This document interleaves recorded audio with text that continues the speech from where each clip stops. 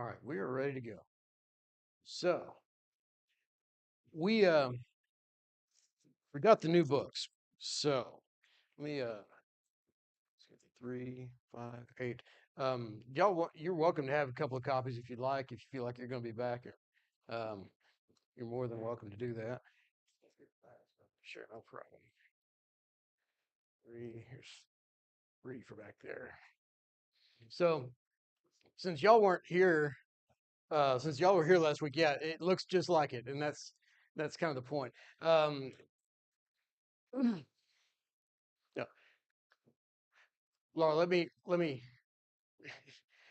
well, we talked about this last week. We got in the original book, which really was a lot denser, and the readings were longer and not as specific as we really wanted to do. So what we decided to do was order a replacement. Yes, yeah, that's the right one. It's along the same lines, and it talks about the same things, and there's really some overlap as well. But by the same token, I think it gets a little bit more specific. No, same one. Uh,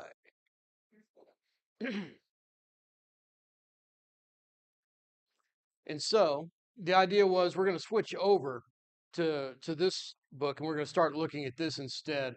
And I'm going to try to transition us over to that. I'm going to read a little bit today out of this book, but we're also going to be looking at the old book. If you haven't had a chance, uh, if you have already read or started in the other book, I would recommend that you keep going in it as well if you have the time and the bandwidth to read both, because it is good information. It's a good read, and it is going to help in terms of some of the things that we're going to talk about more specifically out of the second book. Pursuing the Pattern is the book that we're going to be using. If it helps, it's the one where the spiral is on the top and not the one on the side. So if we've totally made this confusing, I apologize for that. But I think ultimately it'll be better. It'll be better discussion for us and better structured out of this book. But I want to continue and go back to what we were talking about last week, and we'll pick up where we left off. And before we begin, let's bow and we'll have a word of prayer. Our holy God, our Father in heaven, we thank you for our day, for the time you've given us to come together and worship you, to study your word, and to think about things pertaining to your church and our work here. Help us to glorify you in our service.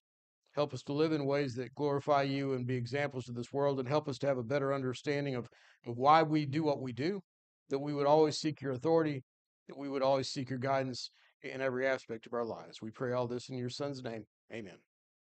So, I do have everything. It's one of those mornings. I got all kinds of stuff going on up here. All right. So, I want to go back to where we were. We were talking about this question of being united in the wake of some of the history of the church. We've been talking about some of the central divisions, which we have lived through, and many of us at least have lived through. Some of us were actually involved in some of those discussions. I was not. My dad was. And I know a lot of you were as well. And so we've talked a little bit about some of those divisions and understanding why, for example, we have three, four, five, six churches of Christ in a single city, and we don't talk to each other. Well, why is that? What does it go back to? And a big part of that, I think, is as we talked about last week. I want to make sure that when we have those discussions, because we need to have those discussions, that we're not just answering that, well, we're different because that's just what we do here. That's just how we are an institutional church or we are a non-institutional church. And so as that, this is our identity. This is what we do. And I think sometimes we kind of default to that idea. It's just kind of how we've grown up. And a lot of times we kind of settle into those distinctions so that now we just kind of think that's just the way it is and there's nothing really to be done about it. And we just kind of settle on that. So in regards to that, I just quickly to reset and to remind us where we were. When we think about something, a church that is institutional or a church that is non-institutional, for my purposes at least, and everybody's got their own definition of this. For how I will be referring to it typically in this class is the idea of having the willingness or the unwillingness to utilize outside institutions apart from the church to do the work assigned to the church, or to send church funds to to an outside source for the purpose of doing work that falls outside the work that has been assigned to the church. Basically, I'm either willing to use outside institutions or I'm willing to see the church itself as an institution. Does that make sense? Yeah. Hopefully, that at least falls sort of in line with how we've typically seen this in the past. Am I willing to make my individual responsibility to the Lord into a corporate responsibility? Am I willing to essentially outsource what I've been called to do? And so going forward, as we talk about this, if you remember, this is from the reading in page 17, I think it was, in the simple pattern which we've been reading. If you want to turn over there, it just give you something to kind of anchor your thoughts in. Uh, these are what Steve did in this passage is kind of outline the basic argument of what it means to be quote unquote a non-institutional church. And just for clarification, I sometimes will use accommodative language. I don't think that we need to be referring to ourselves as this kind of a church or that kind of a, we are the church, right? We are the body of Christ. We are called to be one.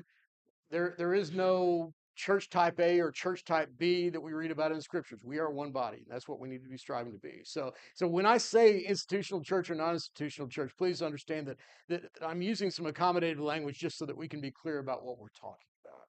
So he goes through in the first thing, and we'll look at this for a few minutes. We're going to talk about all of these probably in more detail as the class goes on, but at least for today, this idea, first of all, the willingness to make uh, to recognize at least the concept of a pattern. And when we think about it, and what are we talking about? When we talk about a pattern in connection to the Lord's church, what are we essentially saying? Okay, there's a design. You know, we might use like a blueprint or an outline or whatever you want to, however you want to describe it, or a dress pattern. You know, whatever it might be, something that has been given to us and said, I want you to make something that looks like this. I mean, that's a pretty simple idea. And if you remember, the passage that we typically will go to is over in Hebrews chapter 8. In Hebrews chapter 8, verse 5. It's interesting to me that this is not a passage that is intended to teach specifically what we're talking about today. But there's an implication that is made in Hebrews 8, chapter 5, where he's talking about how the law served as a copy for heavenly things. And he says, for when Moses was about to erect the tent, the tabernacle, he was instructed by God, saying, see that you make everything according to the pattern that was shown you on the mountain. Now, having read the book of Exodus, uh, how important was that? How closely did Moses stick to that pattern? Right on it, right? In fact, the book goes out of its way to make sure that you understand that, because if you'll notice, as you read through the descriptions, if you can do it, it's not easy reading sometimes. It's kind of redundant and it feels kind of repetitious when we ask, why am I reading all these intricate details of how the tabernacle was to be constructed? I think the point is to read those, and then after every one we see that phrase, Moses did all according to the Lord, according to the commandment of the Lord. It's repeated over and over again. He was very judicious to make sure that these things were done the way that God told him to do. Now, in what's interesting about that, by the way, and I was looking ahead to the new book. I have questions for us for this reading, but I'm gonna cheat a little bit because I want to read a section in this new book in if you want to look over chapter 13. This is in the let's make sure I get the right one. In the Pursuing the Pattern book, there's something kind of interesting that he says. It's going to be page 13, and let me make sure I find page 13. Page 13. Uh, there's a subheading down there called "Does the Pattern Matter?" And just to give you an idea of just an overview of this book, this is a book that was written, or not written, but collected in at a meeting in Alabama that took place a few years ago between institutional and non-institutional preachers. And they got together and did a series of lectures and had some serious discussions about some of these questions. And what Jim has done in this book is given us printouts of those lectures, and he's given us one from the institutional brother and the non-institutional brother.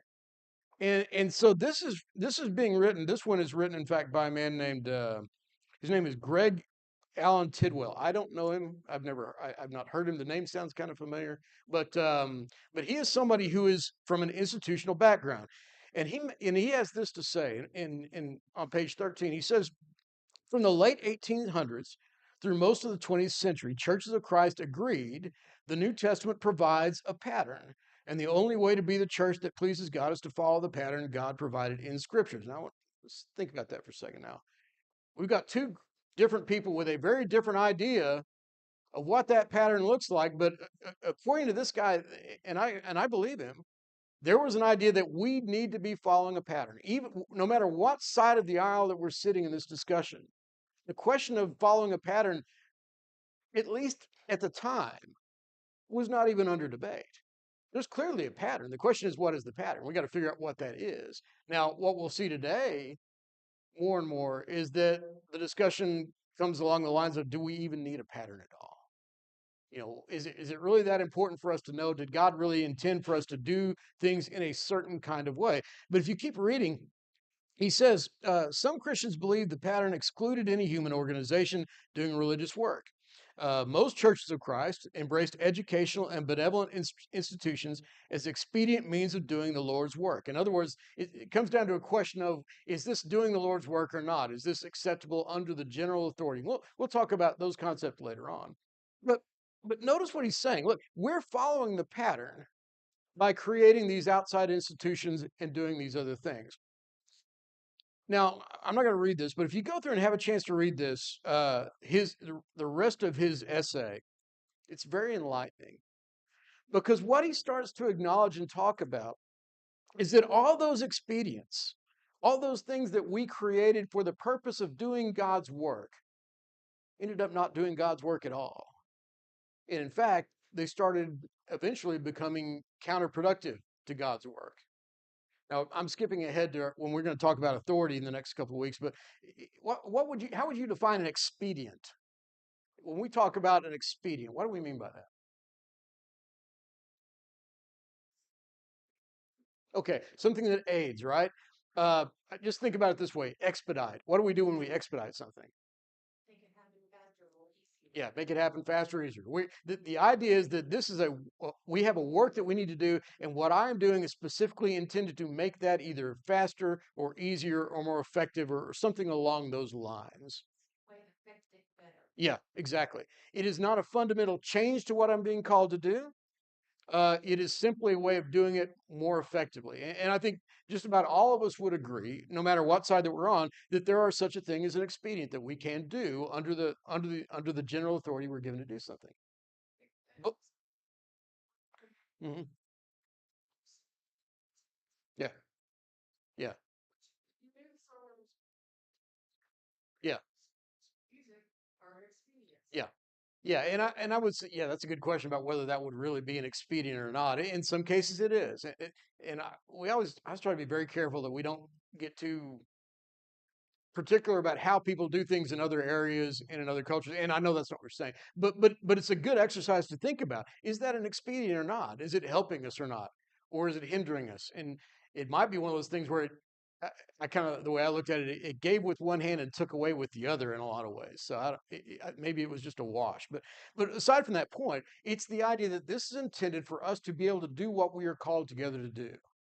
Now, is it fair to say that if my expedient eventually becomes something that is counterproductive to what I'm doing, it's no longer an expedient, is it? I mean, that ought to be pretty common sense. And so it's interesting to read this, and I would recommend we're not chapter this passage. The first two essays that he's in here are not part of the assigned reading for next week. Largely because I think if you read Steve's chapter one, you pretty much covered that. The only difference is that in this one, you actually get to read an institutional evangelist or an elder. I'm not sure exactly what his position is. Talk about it from his perspective, and it's really interesting to hear him say some of the things that Steve has alluded to in his section, that this is something that now institutional churches are having to deal with, because this question of pattern, we thought we were following a pattern, we intended to follow a pattern, But now that idea of what a pattern even is has been distorted to the point where, and he talks about two specific things that are coming up among institutional brethren, one of which being the introduction of instrumental music into the worship, and the other being the elevation of women into leadership roles in the Lord's church, in the assembly. And both of those, he says, have come about uh, under the contrast when we were all talking about seeking a pattern and following a pattern, but the idea of what it means to follow a pattern has completely changed, at least in their eyes.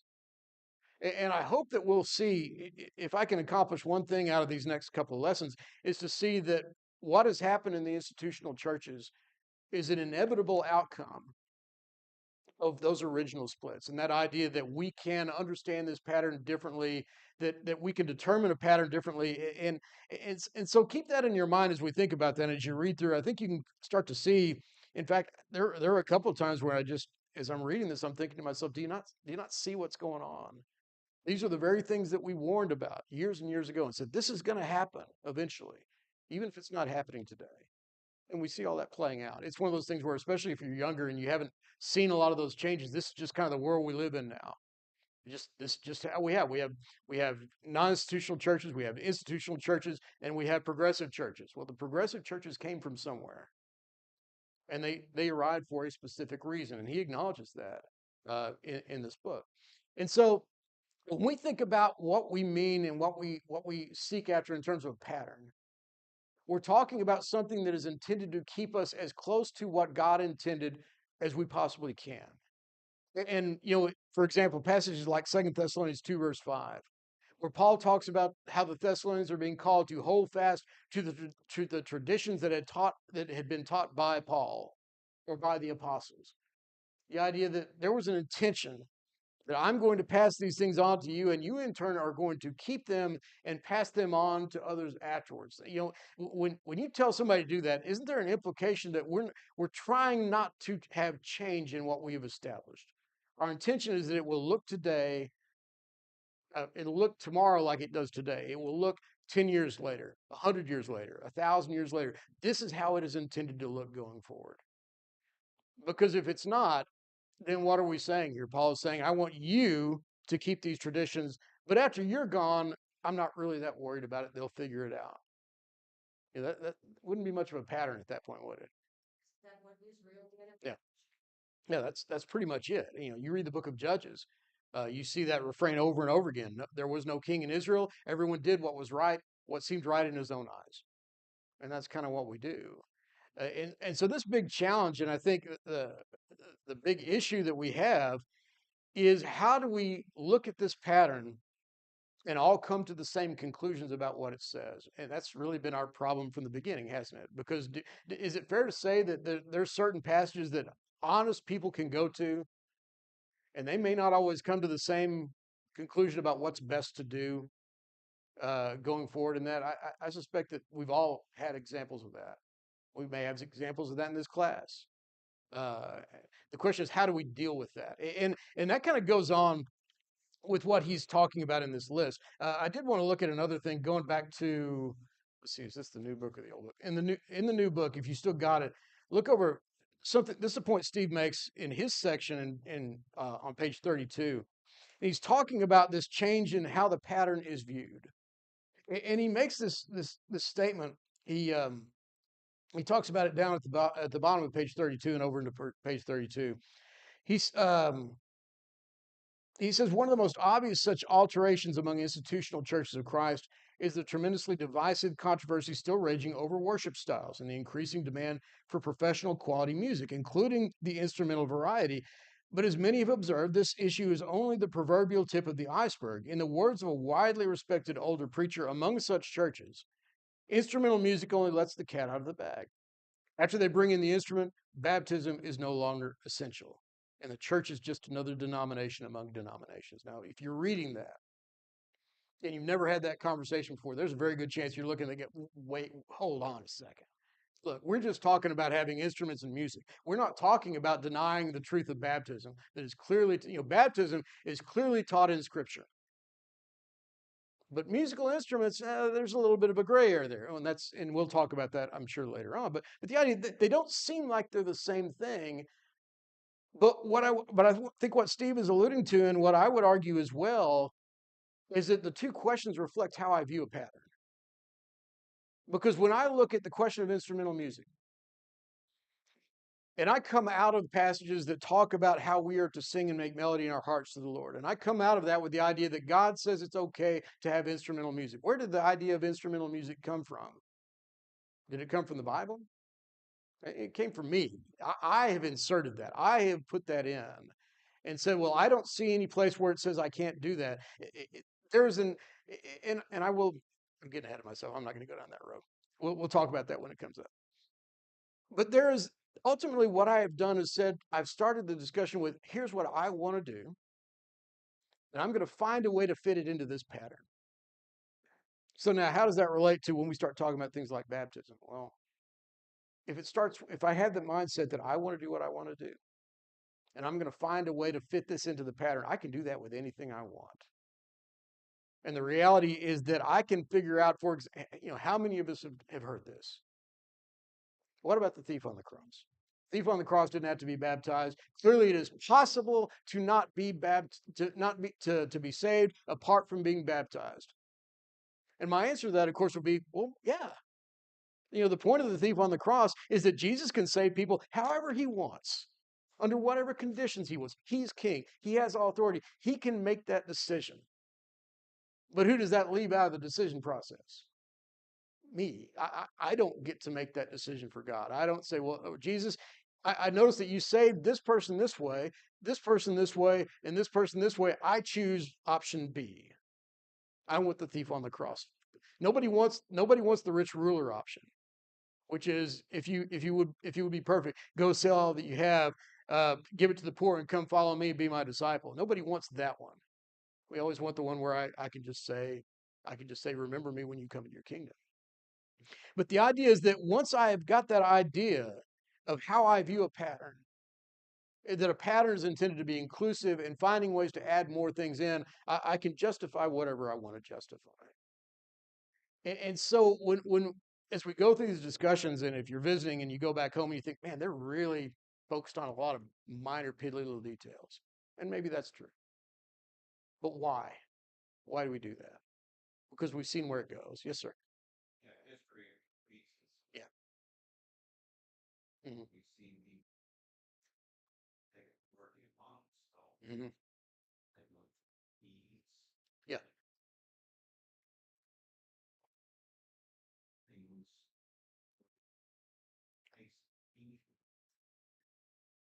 Hmm.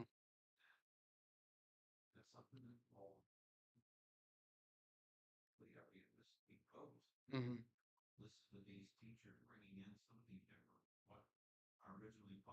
Yeah.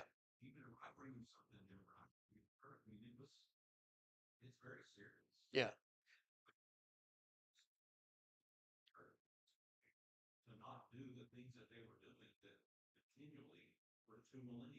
Hmm. Yeah. Yeah, because it works. It's pretty effective strategy. And I think can't remember which reading they kind of blur together. And if you go back and read them, you'll probably see this, that one of the institutional brothers talked about this idea that we have seen this change take place in our own teaching, and we've seen this progression of how it's viewed in large part because we stopped really having those discussions about what it really means to have authority for something. We just kind of assumed it, and at some point we forgot even how to even have those conversations. And so that's one of the other reasons that we do this and why we talk about these things, because we need to be comfortable having those conversations. It's in page, I think it's no, I'm not going to read that, but there is a section where one of the writers makes the point that controversy inevitably seeks out people or seeks out groups who are trying to avoid controversy, which is kind of interesting.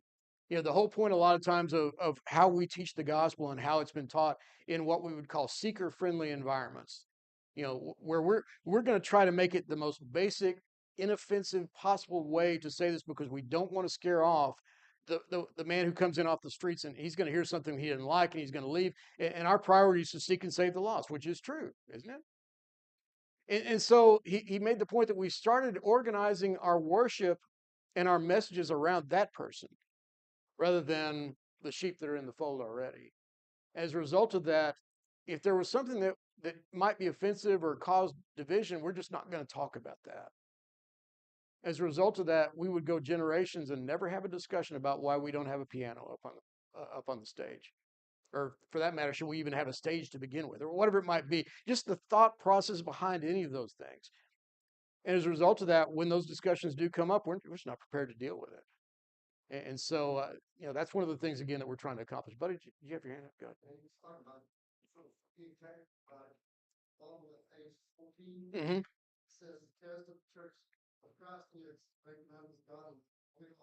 Mm-hmm. Mm-hmm.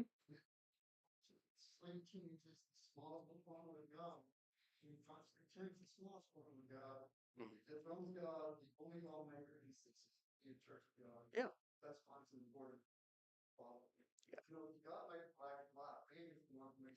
Mm-hmm.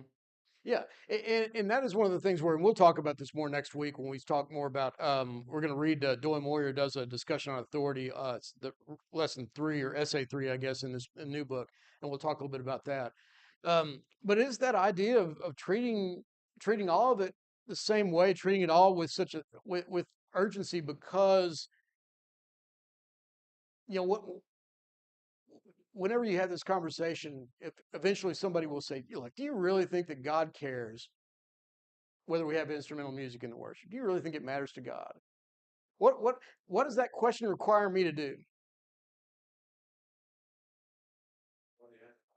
Well, yeah, I mean, one of two things. I either go see what he has to say, and if I'm not clear about that, and if I can't look at the scripture and say, okay, here's what God says about using instrumental music in the first century church. What do I have to do at that point? I got to assume something. And it gets back to the idea. Well, do you really think God would care? Probably not. Sure, it's not a big deal. What am I basing that on? I'm basing that on me. I'm basing on essentially what I want to do and how I would feel about it. If it were my church, I wouldn't care. In fact, if it were my church, we'd have a huge band up there, and it'd be great. We'd have really good music here, but it's not my church, and I don't get to make that decision. And when we start assuming on God's behalf, we make the assumption that my priorities and God's priorities are the same. And that's a very dangerous road for us to go down. We might end up being right in one case. I'm getting ahead of myself again, but I always felt like the best case for instrumental music that you can make in the Lord's church is that God doesn't care about it. God didn't mention it because God doesn't care. And whatever you want to do just doesn't matter to him one way or the other. Now, if that's true, if God tells you, I don't really care, then what's going to determine whether we have instrumental music or not?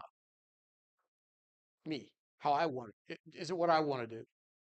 So now the best case scenario that I can have for this edition is that I did it because I wanted to do it. And now let's ask ourselves, how many times has worship to God involved doing what I want to do? And the answer is none.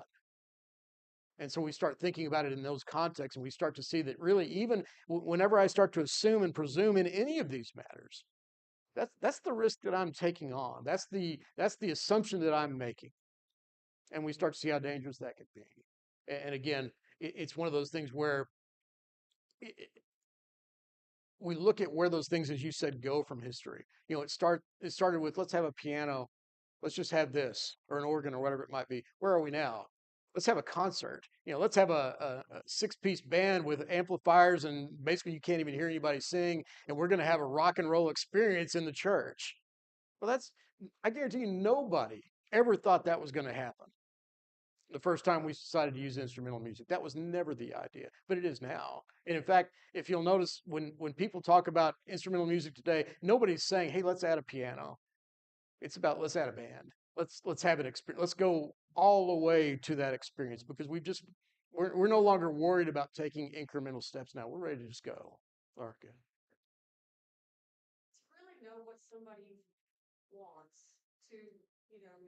intimate that you know what they would choose. You have to know that. Mm, Parents know them intimately. Like, for instance, mm, if your father, knowing your father the way you did, had told you something that was good, would you know that you had latitude? Or mm. would you know you needed to stick to what he Yeah, said because you knew him? yeah, And that's why it's important that we study the Old Testament, we study the pattern of disobedience and retribution hmm to know that when God said do it one way, God meant do it one way. yeah. And that goes back to, and that's a good observation. It goes back to the fact that we like to compare our God to our father or our mother or whoever, or our brother or sister or a friend or whatever. But they're not going to care. Well, maybe they won't. But I will say to your point, like if my dad sent me to the store to get whatever, might he have cared if I came back with one other thing? It depends on what that thing was. There's going to be, again, it's about individual knowledge of that person. I can make that decision. Frankly, I probably learned it from trial and error, in which case, in some instances, I did it and he said, yeah, I didn't tell you you could do that. And now all of a sudden, so I can learn that over time. I don't get to do that with God. The question is it authorized or is it not? Go ahead. And like you said, we weren't good trial. Yeah. We saw what happened. They down finally hmm brought up strange fire because it was something that I'm sure they thought. Yeah. Maybe they thought, hey, this would be great. It's a great idea. It's something we've seen in hmm Egypt. It's something we saw hmm others worship gods with, and God showed very quickly and very dramatically how he used us. Yeah. And I don't know if we're going to talk about this in the question on authority or not, but I will say this. I think there's a reason why. There's always debate about, well, why was it strange fire? What was it? Was it from the wrong source? Did they do it at the wrong time? Who knows what? Did they put it in the wrong place? Did they set the wrong thing on fire? There's a lot of vagary into that language, and I suspect that the reason for that is there's only one thing I need to know about why the fire was wrong. It was because it was not authorized. That's all I need to know. Because the implication would be, well, if I just knew why it was wrong, maybe if there was a way, maybe it's because they used it from the wrong source. So maybe if they used it from the right source, then that would have been okay. And we already start justifying and figuring out how we can make this okay. But the point was very simply, it was just simply not authorized. God didn't say you could do it, and you chose to do it. And why doesn't matter. And I think that's kind of where we go. I'm going to just click through these really quick because we're going to move on for next week. But just to give you an idea of what's going on, he talks about this in this list, the idea of a pattern that has been given to us to be understood. And as we've already talked about, that's not unique to churches of Christ. It's not even unique to non-institutional churches of Christ. There's a lot of groups that will believe that we have a pattern. There's an established hermeneutic, and that's kind of what we're going to talk about next week. The idea that we need to be able to know how to approach this pattern so that we can all go in and come out with essentially the same idea and how that's going to look. He talks about the idea of accommodation for conscience. The idea, what are we going to do when you and I don't see this issue the same way? How are we going to go forward? Uh, and I will say that um, one of the most heartbreaking things in Steve's book, and he talks about this in both books, is that he said the reason that we couldn't have division then or unity then and why we can't have it now is it became obvious that the brethren on this side of the aisle love their institutions more than they love their brethren. I would rather have this institution than have unity with you. We want to move forward. We want to move beyond this. That's not a. I don't think that's a biased reading of history. That's just the way it worked. Ultimately, it said if it comes down to a choice of giving up instrumental music or giving up supporting orphan homes out of the treasury or giving up whatever it might be, the Herald of Truth or any missionary society or whatever it might be, if it comes down to giving up that and having fellowship with the brethren, or holding on to those and cutting these people off, this is what I'm going to do. And one of the great arguments that I think we need to take out of Romans 14 is that God wants us to be united. And if I can't be united over this, maybe that's a signal that that's probably not something we as a church ought to be involved in. All good. But that's not the way they saw it. Yeah.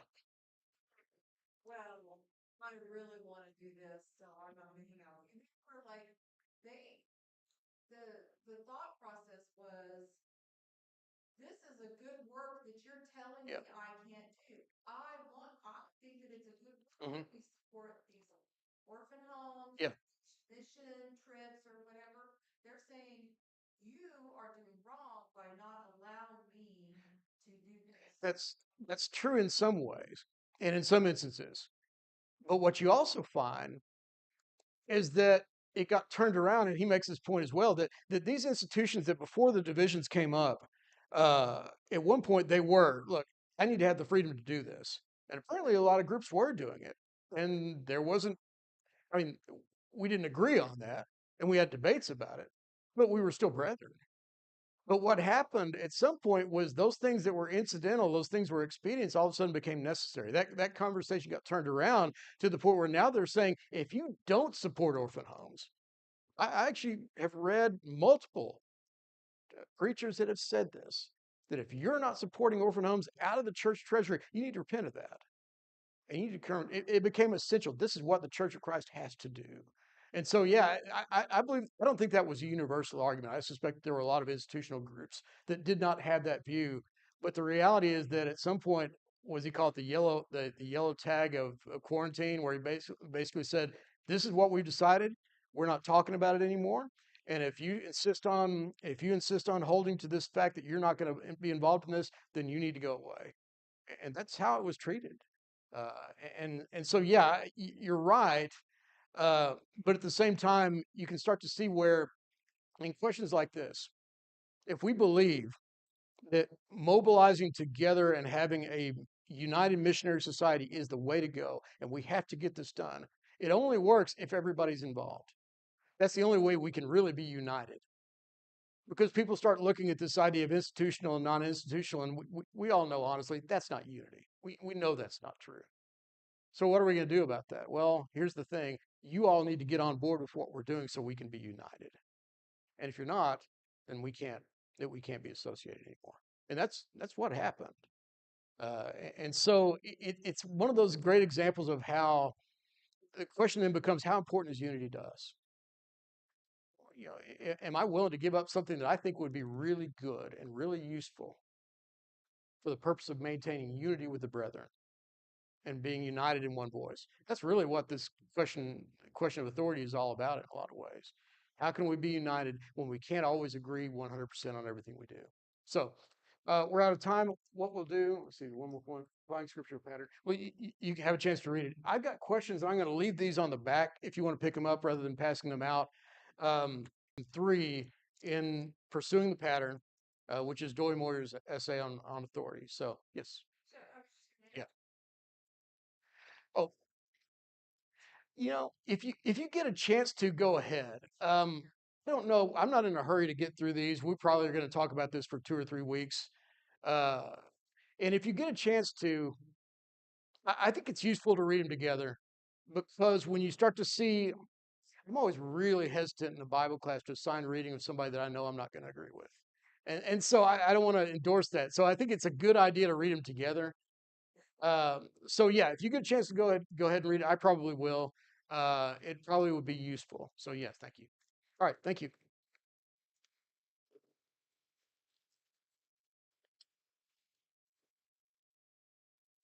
Thank you.